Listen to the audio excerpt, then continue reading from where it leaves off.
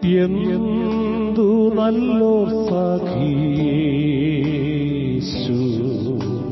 പാപദുഃഖം വഹിക്കും. എല്ലാം യേശുവോടു ചെന്ന് ചൊല്ലിടുമ്പോൾ താൻ കേൾക്കും. നൊമ്പരം ഏറെ സഹിച്ചു സമാധാനങ്ങൾ നഷ്ടം. എല്ലാം യേശുവോടു ചെന്ന് ചൊല്ലിടായ നിമിത്തം. ദൈവവചന ചിന്തകൾ കേൾക്കുന്ന എല്ലാ മാന്യ ശ്രോതാക്കൾക്കും ക്രിസ്തീയ സ്നേഹവന്ദനം. സദൃശ്യവാക്യങ്ങളുടെ പുസ്തകം 6-ാം അധ്യായം 20-ാമത് വാക്യത്തിൽ ഇപ്രകാരം ഓർപ്പിക്കുന്നുണ്ട്: അമ്മയുടെ ഉപദേശം ഉപേക്ഷിക്കുകയുമരുത് എന്നുള്ള വാക്യമാണ്. ഏതൊരു മനുഷ്യനോടും ഓർപ്പിക്കുവാൻ കഴിയുന്ന ആഴമായ വാക്ക്, നാം ഒരിക്കലും നിഷേധിക്കുവാൻ പാടില്ലാത്ത, ഉപേക്ഷിച്ച് കളയുവാൻ പാടില്ലാത്ത, ശാന്തമായി കേൾക്കുകയും അനുസരിക്കുകയും ചെയ്യേണ്ടുന്ന പ്രബോധനങ്ങളിൽ പ്രധാനപ്പെട്ട ഒരു പ്രബോധനം തന്നെയാണ് അമ്മയുടെ ഉപദേശമെന്ന് ഓർപ്പിച്ചിരിക്കുകയാണ്.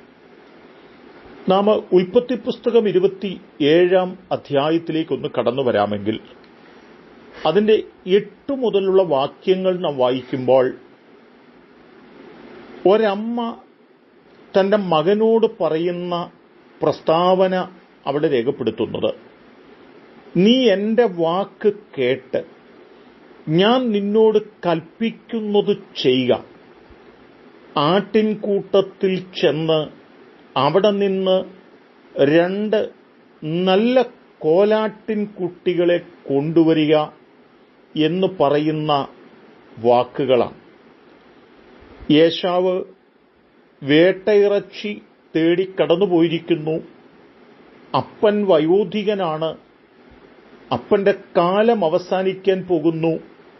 അപ്പന്റെ അനുഗ്രഹങ്ങളെല്ലാം ഏശാവിന് ലഭിക്കാൻ പോകുന്നു എന്ന് തിരിച്ചറിഞ്ഞുകൊണ്ട് യാക്കോബിനെ വിളിച്ച് അമ്മ പറയുന്ന വാക്കുകളാണ് ഇവിടെ രേഖപ്പെടുത്തപ്പെടുന്നത്.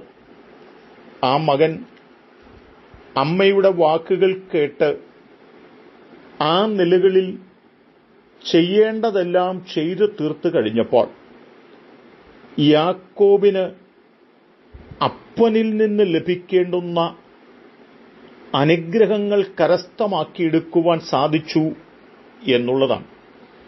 എന്നാൽ നേരായ മാർഗത്തിലൂടെയല്ല ആ അനുഗ്രഹങ്ങൾ പ്രാപിച്ചെടുത്തത് എന്നിരിക്കെ അപ്പന്റെ ശാപമോ സഹോദരന്റെ ഭീഷണിയോ ഉണ്ടാകാതെ അതിൽ നിന്ന് രക്ഷപ്പെടേണ്ടതിന് അമ്മ തന്നെ മകനോട് പറയുന്ന 2ാമത്തെ ആഴമായ ഉപദേശം 27-ാം അധ്യായത്തിന്റെ 43-ാമത്തെ വാക്യത്തിലുണ്ട്: ആകയാൽ മകനെ, എന്റെ വാക്ക് കേൾക്ക.